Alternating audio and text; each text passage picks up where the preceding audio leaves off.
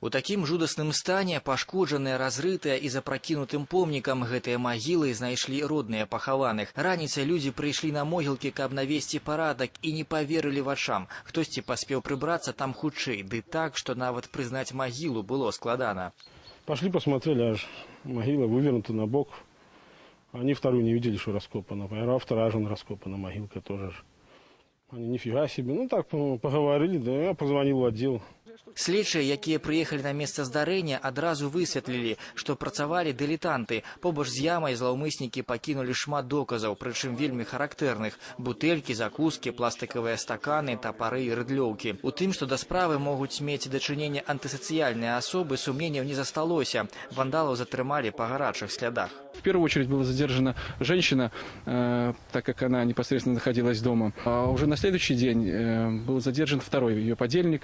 На кладбище они прибыли вдвоем.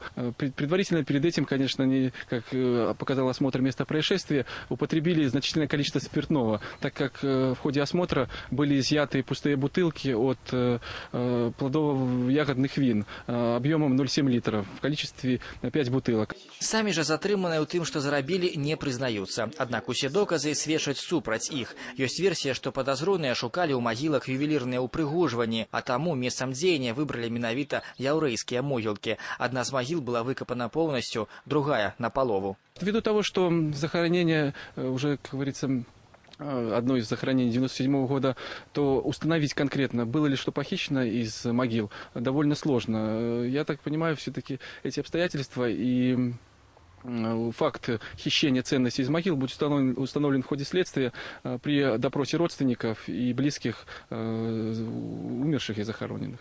Правесці дэталёвую праверку і высветліць, ці было штосьці скрадзена, зараз задача следства. Аддаўляць магілы родныя пахаваных пакуль збіраюцца ўласнымі сіламі, а супраць падазроных узбуджана крымінальная справа.